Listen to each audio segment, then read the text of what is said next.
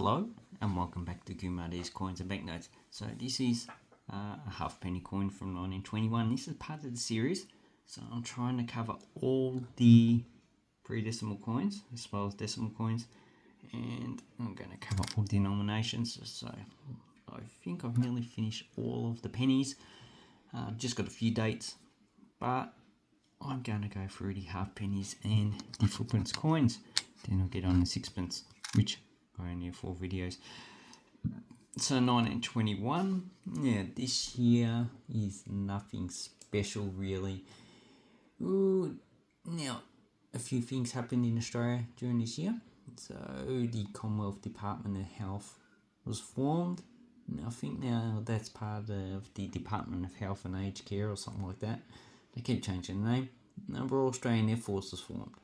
Okay, so that's basically the only 2 major things in Australia. And Australia assumes administration of New Guinea. So New Guinea is the northern part of Papua New Guinea.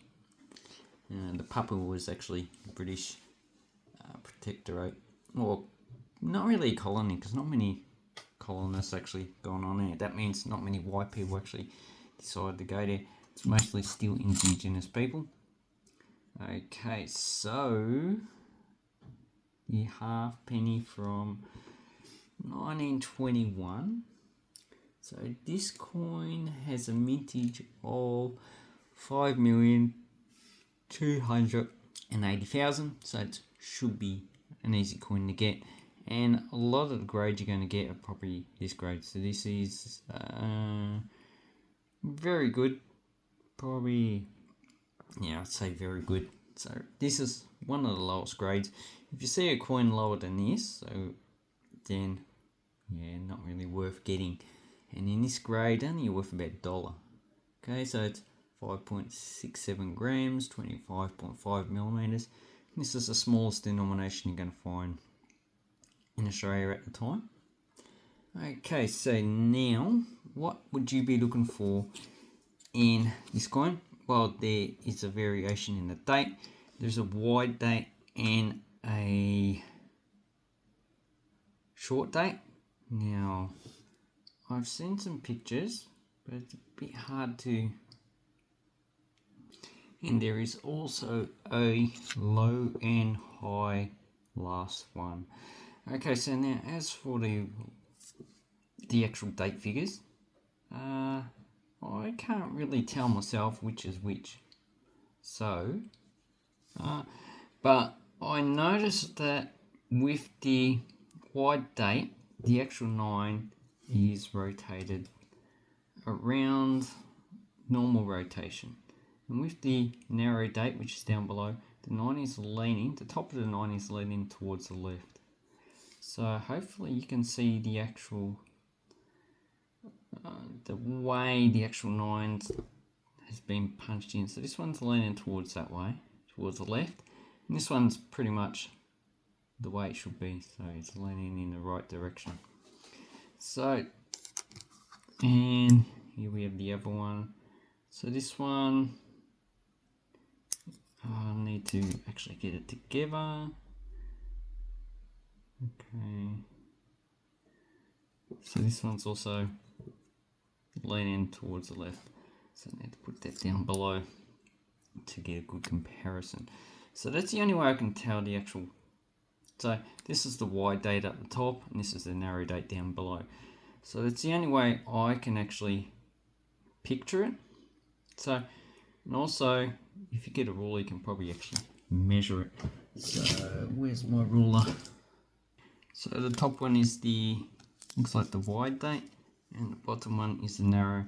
So we get, yeah, looks like about 7 and 7 millimeters. This one doesn't want to focus. Get rid of that.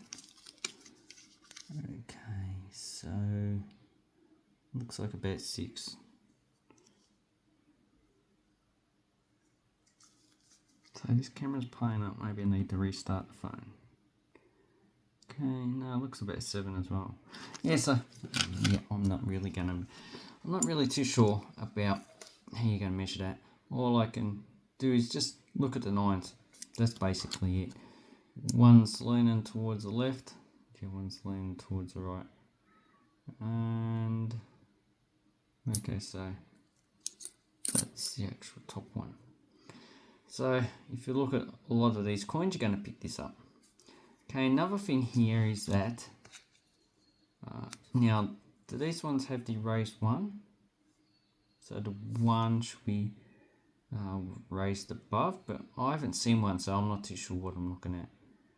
But the distance between the top of the two and the top of the one should be the same. So obviously the distance should be a bit smaller, but I don't think I got one here.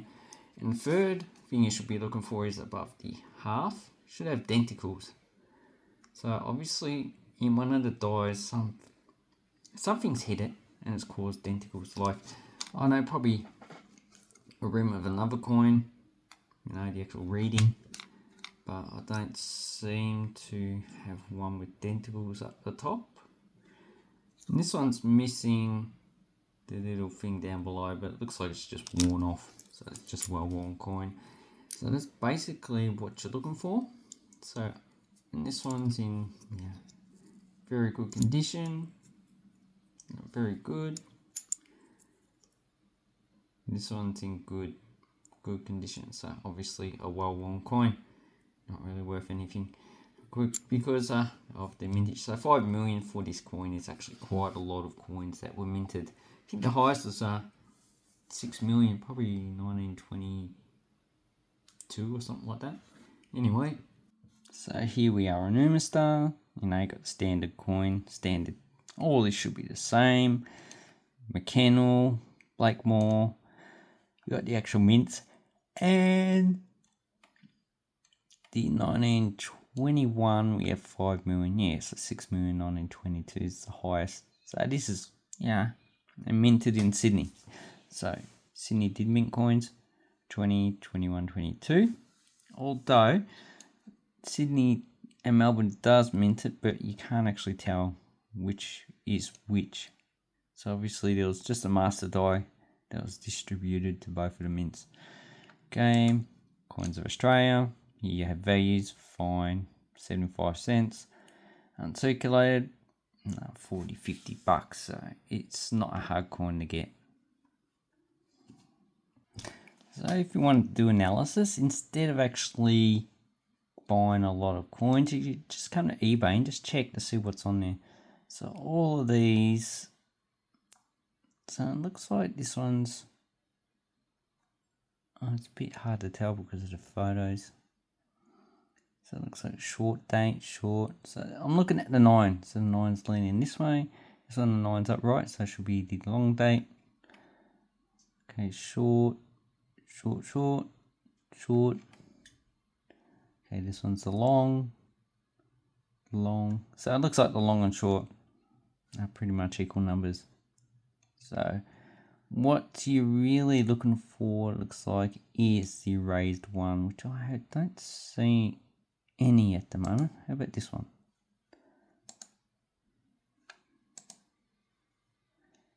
Okay, this one might be the raised one. It's a bit hard to tell. They use 2 different fonts for the actual one. Okay, so obviously, as you can see, these are not really high value coins. I'm looking for one with the raised one.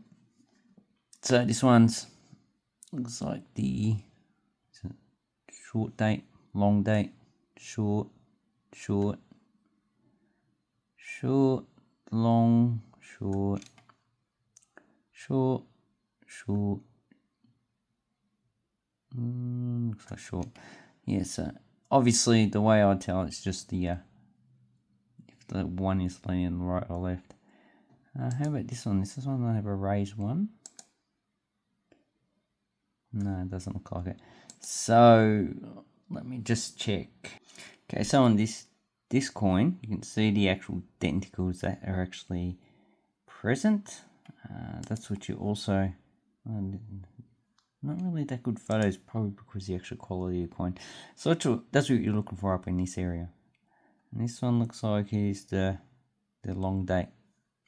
So Okay, so I haven't found any with raised one, so I need to actually do more research. I'm not too sure. The raised one probably is either very rare or it's just a minor raise. That's hard to tell apart. Okay, so as for the soul values, obviously you can get uncirculated ones for about 100 to 200 bucks. And you're getting the average grade. So this one, $14. Okay, $15 for that. That looks like it's probably EF condition. Looks like a pretty good coin, and it might have been clean. I can see lines on it, but the photo's not that good. $1. So, what grade is that one? That is, yeah, probably VF to EF condition. So, pretty good coin for $1. Someone picked up a bargain. And obviously, if you're going to get these coins, because it's quite common, just probably buy a bulk lot. See what you get. You might be able to pick an error. Now, there are quite a few errors. You know, die cracks, cuds, dots. Dots are just a type of cud, just smaller. And as you can see, there's quite a few. So you're really not going to find it hard to actually pick up one of these coins, even in high grade. So I hope this helps you with your coin collecting. And if you know how to distinguish the low and high one, please leave a comment down below. That would be great. Thank you very much, and have awesome coin and banknote collecting time.